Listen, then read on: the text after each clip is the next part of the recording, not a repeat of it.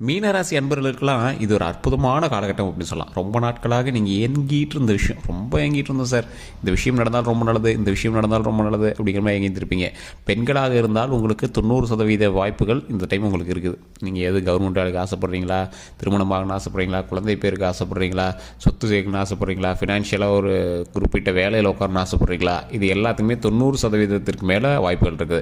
ஏன் சார் அந்த 10% கிடைக்கல அப்படின்னு கேட்டிங்கன்னா, உங்களுடைய தசாபுத்தியை செக் பண்ணணும். அதாவது உங்களுடைய பிறந்த நேரம், பிறந்த ஊர், உங்களுடைய பிறந்த தேதி, இது 3 இருந்துச்சு அப்படின்னா உங்களுடைய தசாபுத்தி என்ன இருக்குது, உங்களுடைய அமைப்புகள் எப்படி இருக்குது, உங்களுடைய கட்டங்கள் எப்படி இருக்குது அப்படிங்கிறத பார்த்து கால்குலேட் பண்ணி சொல்ல முடியும். ஸோ அதே மாதிரி ஆண்களுக்கு கிட்டத்தட்ட 70% மேலே வாய்ப்பு இருக்குது. ஏன் சார் அந்த 30% என்ன ஆச்சு அப்படின்னு கேட்டிங்கன்னா, 30% ஒரு முக்கியமான விஷயம் ஒன்று இருக்குதுங்க. அந்த 30% அப்படிங்கிறது சாதாரணமாக யாரும் சொல்ல கிடையாது. ஒரு ராசிக்கு இத்தனை நாட்கள், இத்தனை வருடங்கள் இப்படி இருக்கணும் அப்படிங்கிறது ஒரு ஐதீகம். இத்தனை நாட்கள், இத்தனை வருடங்கள் இப்படி இருக்கணும் அப்படிங்கிறது உங்களுடைய கட்டத்தின் அடிப்படையில் அமைஞ்சிருக்குது. இதில் என்ன ஒன்று அப்படின்னா, எந்த தான் உங்களுக்கு கட்டம் சொல்லுச்சு அப்படின்னாலும் உங்களுக்கு ஒரு முக்கியமான விஷயம் ஒன்று இருக்குது. கட்டத்தின் அடிப்படையில் உங்களுக்கு சில பிரச்சனைகள் நடந்துகிட்ருக்கு அப்படின்னா, அடுத்து என்ன நடக்க போகுது அப்படிங்கிறது உங்களுக்கு தெரிஞ்சிச்சு அப்படின்னா ஆட்டோமேட்டிக்காக உங்களுக்கு அந்த ப்ராப்ளத்தை சால்வ் பண்ண முடியுதோ இல்லையோ அதில் தப்பிச்சிக்க முடியும். அதுக்கு தான் ஜோதிடம் பார்க்குறது. உங்களால் அந்த விதியிலேருந்து ஃபுல்லாக மாற்ற முடியுமான்னு கேட்டால் முடியாது. ஆனால் அந்த இடத்துல நீங்கள் தப்பிச்சிக்க முடியும். அந்த இன்சிடென்ட் நடந்திருக்கும், ஆனால் அது உங்களுக்கு நடந்திருக்காது. ஸோ அந்த மாதிரி விஷயங்கள் நிறையவே பண்ண முடியும். அதுக்கு தான் நாங்கள் தெளிவாக சொல்கிறது. உங்களுடைய பிறந்த நேரம், பிறந்த தேதி, பிறந்த ஊர், உங்களுடைய பக்கத்தில் இருக்கிற ஜோதிடர்கிட்ட கூட கொடுத்து செக் பண்ணுங்கள். இல்லை சார் அங்கே சாட்டிஸ்ஃபேக்ஷனாக இல்லை, தெளிவாக இல்லை அப்படிங்கிற பட்சத்தில் மட்டும் இங்கே கொடுத்து நீங்கள் செக் பண்ணிக்கலாம். இந்த ராசிக்காரர்களுக்கு அடித்தா ஜாக்பாட்டு இல்லை உளுந்தா கீழே தான், அப்படி தான் இருக்கும். நீங்கள் உங்களோட லைஃப்லேயே செக் பண்ணி பாருங்கள், உங்களோட ஹிஸ்ட்ரி எடுத்து செக் பண்ணி பாருங்கள். அதாவது உங்களுடைய வாழ்க்கையில் இது வரைக்கும் நடந்த விஷயங்கள் எடுத்து செக் பண்ணி பாருங்கள். ஒன்று அடித்தா 6 அடிச்சிருப்பீங்க, இல்லைனா அப்படியே டொக்கு வச்சு உட்காந்துருப்பீங்க, இல்லை அவுட் ஆகிருப்பீங்க. ஸோ இந்த மாதிரி தான் உங்களுடைய வாழ்க்கை அடித்தா டாப்பு இல்லைனா கீழே, அந்த மாதிரி தான் போயிட்டு இருந்திருக்கும். நடுநிலையான வாழ்க்கையை தான் சார் ஒரு சிலர் மெயின்டைன் பண்ணிகிட்டு இருக்கோம். அப்படின்னு பார்த்தீங்கன்னா உங்களுக்கு போதிய ஃபினான்ஷியல் சப்போர்ட் இருக்காது. இந்த மீனராசிக்காரர்களுக்கு எப்பயுமே அப்படி தான். அதே மாதிரி விஷப்பூச்சிகளால் தாக்கக்கூடிய சில நபர்களில் இந்த மீனராசிக்காரர்களும் ஒன்று. இது மீனராசிக்காரர்களுக்கு மாடு, இந்த மாதிரி விலங்கினங்கள், இந்த மாதிரி வீட்டு கோழி, இந்த மாதிரிலாம் வளர்த்துறது ரொம்ப ஒரு ஆர்வமான ஒரு விஷயமா இருக்கும். அது வீடுகளில் பிராணிகள் நாய்க்குட்டி, இந்த மாதிரி ஏதோ உங்களுடைய பிராணிகள் வளர்த்துறது ரொம்ப உங்களுக்கு பிடிச்ச ஒரு விஷயமா இருக்கும். அது வீட்டிலேயே நீங்கள் பண்ணுவீங்க. அதனால் ரொம்ப மனமகிழ்ச்சியாகவும் இருப்பீங்க, ரொம்ப சந்தோஷமாகவும் இருப்பீங்க. ராசிகள்லேயே ஒரு அற்புதமான ராசி இந்த ராசி, மீனராசி. எல்லா ராசிகளுக்கும் முதன்மையான ராசிகள் பல ராசிகள் இருந்தாலும் எல்லா விஷயங்களையும் தாங்கக்கூடிய ராசி இந்த ராசி. அதனாலேயே என்னமோ தெரியல, பல கஷ்டங்கள் உங்களை ஈடுபட்டிருக்கு. அந்த கஷ்டங்கள் எல்லாமே இனிமேல் விலகுது. கஷ்டங்கள் விலகி சந்தோஷம் பிறக்கக்கூடிய ஒரு அற்புதமான காலகட்டமாக இந்த வாரம், இந்த நாளில் இருந்து தொடங்குது அப்படின்னு சொல்லலாம். 15 நாட்கள்னா உங்களுக்கு அற்புதமாக இருக்கும். இதுக்கு மேலே பிரச்சனையே கிடையாது. கஷ்டங்கள் நீங்கி சந்தோஷங்கள் பிறக்குது, உடல் ஆரோக்கியம் பிறக்குது, நீண்ட ஆயுள் பிறக்குது. நாம் நினச்சபடி நம்ம சந்தோஷமாக நம்மளோட லைஃப் உருவாகுது.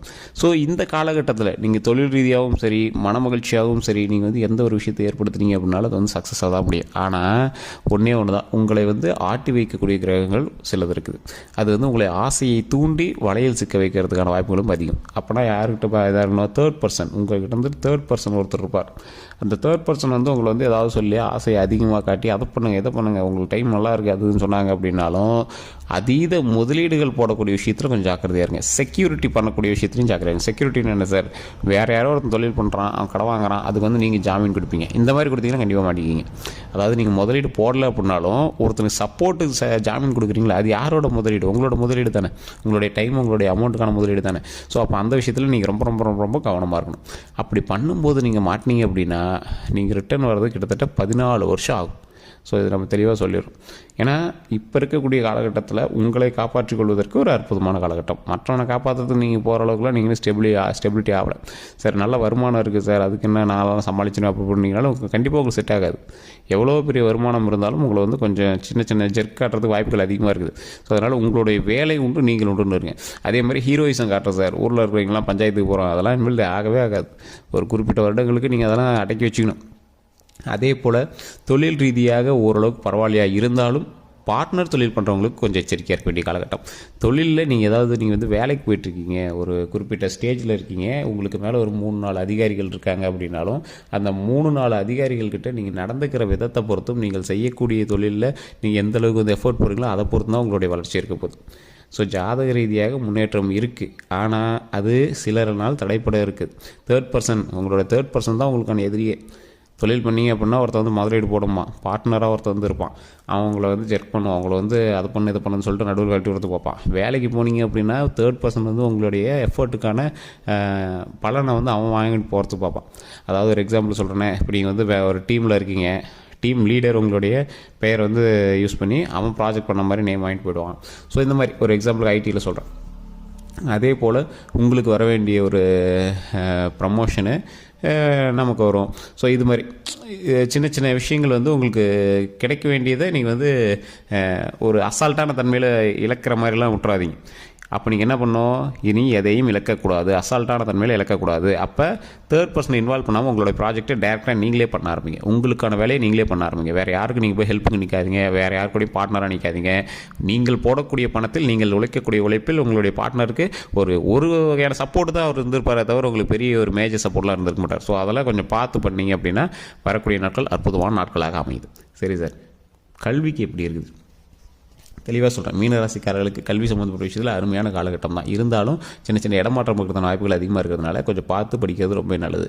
குழந்தைகள் பெண்களாக இருக்கீங்க அப்படின்னா கல்வியில் மட்டும் கான்சன்ட்ரேட் பண்ணுறது ரொம்ப நல்லது. வேறு எதுலேயும் நீங்கள் வந்து கான்சன்ட்ரேட் பண்ணவே கூடாது. இந்த காலகட்டத்தில் தேவையில்லாமல் பேர் கட்டுறதுக்கான வாய்ப்புகள் அதிகமாக இருக்கிறதுனால நீங்கள் வேறு எதுலேயும் வந்து கான்சன்ட்ரேட் பண்ணக்கூடாது. படிப்பு உண்டு, நீங்கள் உண்டு அப்படின்னு இருக்கணும். 18 வயதுக்கு உட்பட்டவர்கள், அதே மாதிரி 18 வயதுக்கு மேற்பட்டவர்கள் இருக்கீங்களா, வேலைக்காக தேடி இருக்குது சார், காலேஜ் போகிறதாக பார்த்துட்டு இருக்கு சார் அப்படிங்கிறீங்களா, தற்போதைய நிலைமையில் இடமாற்றம் இருக்கிறதுக்கான வாய்ப்புகள் அதிகம். உங்களுடைய இடத்துல இருந்து நீங்கள் வேறு ஏதாவது ஒரு இடத்துல இருந்து தங்கி படிப்பீங்க. அப்படி இல்லை அப்படின்னா வேறு ஒரு இடத்துல நீங்கள் வந்து பணிக்கு மாறுவீங்க. இல்லை உங்களுக்கு வந்து ப்ரமோஷனோ இல்லை ட்ரான்ஸ்ஃபரோ வந்து கிடைக்கிறதுக்கான வாய்ப்புகள் 100% இருக்குது. அப்படி கிடைக்கும் பட்சத்தில் உங்களுக்கு அது நன்மையாக தான் போய் முடியுதே தவிர லாஸாக போகல. ஸோ இப்போ நீங்கள் என்ன பண்ணோம், கல்வி சம்மந்தப்பட்ட விஷயங்கள், தொழில் சம்மந்தப்பட்ட விஷயங்கள் நல்லா இருக்குது. அது எந்த அளவுக்கு நீங்கள் கவனமாக பார்க்குறீங்களோ அந்தளவுக்கு நீங்கள் வந்து கவனமாக பார்த்துட்டீங்க அப்படின்னா நன்மை உண்டு. தொழில் ரீதியான விஷயங்களில் நீங்கள் என்ன தான் பண்ணீங்க அப்படின்னாலும் உங்களுக்கு ஒரு ஜர்க்கு காட்டி தான் விடும். அதனால் நீங்கள் என்ன பண்ணுறீங்க, எஃபர்ட்டை 100 மடங்கு போடுறீங்க. ஏற்கனவே ஒரு 50% போட்டிருக்கு சார்னா இனிமேல் 100 மடங்கு போடணும். மே மாதத்துக்கு மேலே ஓரளவுக்கு பரவாயில்லையா இருந்தாலும் வரக்கூடிய காலகட்டங்கள் அந்த 3 மாத காலங்கள் நம்ம என்ன சம்பாதிக்காமலாம் இருக்கக்கூடாது இல்லை. ஸோ சம்பாரிச்சே ஆகணும். அப்போ சம்பாரிச்சு ஆகணும் அப்படிங்கும்போது பழைய எஃபர்ட்டோட 100 மடங்கு அதிகமாக போடுங்க. அந்த எஃபர்ட் அதிகமாக போடும்போது அதற்கான உழைப்பில் ஒரு 50% மேலேயாவது உங்களுக்கு கிடைக்கும். உழைப்புக்கான ஊதியம் கிடைக்கும். இப்போ ஒரு எக்ஸாம்பிளுக்கு நீங்கள் இந்தியாவில் வேலை பார்த்து வரக்கூடிய வருமானத்துக்கு வெளிநாட்டில் வேலை பார்த்து வரக்கூடிய வருமானத்துக்கு வித்தியாசம் இருக்குல்ல, அந்த மாதிரி இங்கே உங்களோட உழைப்புக்கான ஊதியம் வேறு, அந்த இடத்துல உங்களோட உழைப்புக்கான ஊதியம் வேறு. அதே நீங்கள் இந்தியாவிலேயே வேறு ஒரு பெரிய கம்பெனியில் இந்த உழைப்பு உழைச்சி தான் நான் பல லட்ச ரூபா சம்பாரிச்சுன்னு இருப்பீங்களே, அந்த மாதிரி. ஸோ உங்களுக்கான உழைப்புக்கான ஊதியம் இந்த டைமில் உங்களுக்கு கொஞ்சம் கம்மியாக கிடைச்சாலும் வரக்கூடிய காலகட்டங்களில் ரொம்ப அதிகமாக கிடைக்கும். ஸோ அந்த மாதிரி தான் மீனராசிக்கு வந்து கட்டங்களே அமைஞ்சிருக்குது. அதை வந்து ஃபஸ்ட்டு தெரிஞ்சுக்கணும். உங்களுடைய தசாபுத்தி எப்படி இருக்குது அப்படின்னு தெரிஞ்சுக்கணும். உடல் ரீதியான விஷயங்களில் மட்டும் நீங்கள் எச்சரிக்கையாக இருங்க மீனராசி. இதுதான் முன்னாடியே சொல்லணும்னு நினச்சேன். உடல் ரீதியான விஷயத்தில் ரொம்ப ரொம்ப எச்சரிக்கையாக இருக்கக்கூடிய ஒரு காலகட்டம். ஸோ உடல் ரீதியான விஷயங்கள் ஒவ்வொருத்தருக்கும் என்ன பண்ணுதுன்னே தெரியல சார் அப்படிலாம் சொல்லிட்டு இருப்பீங்க. அதாவது இந்த டைம் எப்படி பண்ணுதுன்னு தெரியல, என்ன பண்ணுதுன்னு தெரியல அப்படிங்க. உடல்னால் ஆரோக்கியமாக இருக்கும், ஒன்றும் பிரச்சனைலாம் கிடையாது. நீட்டான உடல் ஆரோக்கியம், நீண்ட ஆயுள் உண்டு. அதனால் நீங்கள் கவலைப்பட தேவையில்லை. இருந்தாலும் சார் அங்கே கொடை சார் இங்கே கொடை சார்னு இருப்பீங்களே, என்ன பண்ணே தெரியல சார், டாக்டர் போய் கேட்டால் எதுனே தெரிலங்கிறாங்க அப்படிங்க. தலையிலேருந்து கால் வரைக்கும் குறிப்பிட்ட இடத்துல வலி இருக்கும், குறிப்பிட்ட இடத்துல ஒரு மாதிரி இருக்கும். அதுக்கோசரம் அடிக்கடி டாக்டர் போய் செக் பண்ணிங்க, டேப்லெட்ஸ் அது பிடிங்க. இருந்தாலும் உங்களுக்கு ஒரு சாட்டிஸ்ஃபேக்ஷன் கிடச்சிருக்காது. என்னடான்னு பார்த்தா டாக்டர் போய் செக் பண்ணி பார்த்தா அதில் ஒன்றும் இல்லை சார், அதில் சார் இது சார் உங்களை வந்து ஸ்கிப் பண்ணுறது தான் பார்ப்பாங்களே தவிர அது வந்து ஒரு பெரிய விஷயமாகவே கருத மாட்டாங்க. உங்கள் வீட்லேயுமே வந்து என்ன இப்படியே சொல்லிட்டே இருக்கிற அப்படின்னு தான் நினைப்பாங்களே தவிர அதுக்கான ஒரு அவுட்புட் வந்து உங்களுக்கு கிடச்சிருக்காது. என்ன ரீசன் உங்களுக்கு வந்து தெரிஞ்சிருக்காது. அந்த மாதிரி விஷயங்கள். நைட்டு தூங்கினா தூக்கம் வராது உங்களெலாம். சில குழப்ப விஷயங்களே உங்களோட மைண்டில் வந்து ஓடிட்டுருக்கும். அந்த மாதிரி விஷயங்கள், தனியாக பேசக்கூடிய விஷயங்கள், இது எல்லாமே குறிப்பிட்ட காலகட்டங்களுக்கு கிரகத்தினுடைய அமைப்பினால் உங்களை வந்து அப்படி வதக்குது அப்படின்னு அர்த்தம். ஸோ அது எல்லாமே கூடிய விரைவில் சரியாகக்கூடிய ஒரு காலகட்டம். இருந்தாலும் உடல் ஆரோக்கியத்தில் கவனமாக இருக்கணும், வண்டி வாகனங்களில் கவனமாக இருக்கணும். அதனால் தேவையில்லாத முதுகெலும்பு சம்மந்தப்பட்டது, கால் எலும்பு சம்மந்தப்பட்டது, முட்டி சம்மந்தப்பட்டது, இந்த மாதிரி விஷயத்தில் ரொம்பவே கவனமாக இருங்க.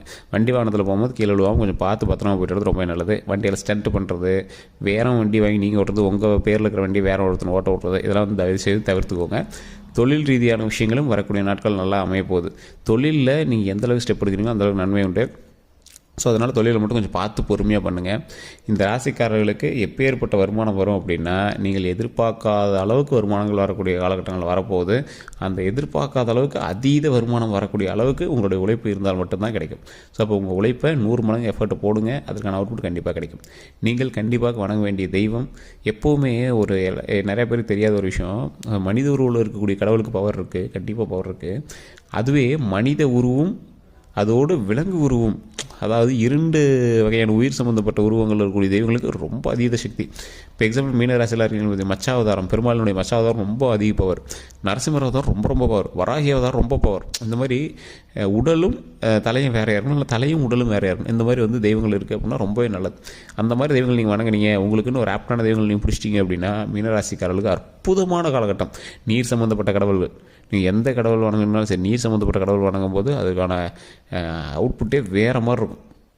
ஸோ இந்த மீனராசி அன்பர்கள் தயவு செய்து நீங்கள் வணங்கக்கூடிய தெய்வங்கள் 2 உயிர்களை கொண்ட தெய்வங்களாக, அதாவது உடலும் தலையும் வேறு வேறு இருக்கக்கூடிய தெய்வங்களாக வணங்கினா ரொம்ப பெரிய விஷயம். அதே மாதிரி மச்சாவதாரத்தில் இருக்கக்கூடிய பெருமாளை வணங்குனீங்க அப்படின்னா ரொம்ப ரொம்ப நல்லது. ஸோ இந்த ராசிக்காரர்கள் கண்டிப்பாக அதை செய்யுங்க. ஒரு 10 பேருக்காவது மாதத்தில் ஒரு டைம் அன்னதானம் பண்ணுங்கள், அது ரொம்பவே நல்லது. இதை விட உங்களுக்கு நன்மைகள் அப்படின்னா வரக்கூடிய காலகட்டம் எப்படி இருக்குது அப்படின்னு பார்க்கணும் அப்படின்னா உங்களுடைய பிறந்த தேதி, பிறந்த நேரம், பிறந்த ஊர், உங்களுடைய ஜாதகத்தை கொடுத்தீங்க அப்படின்னா ஆட்டோமேட்டிக்காக சொல்லிடுவோம். கீழே டிஸ்கிரிப்ஷன் நம்பர் கொடுத்துருக்கேன், ஸ்கிரீன் நம்பரோடு இருக்குது, அந்த நம்பருக்கு ஃபோன் பண்ணி நீங்கள் வந்து பேசுகிறீங்க.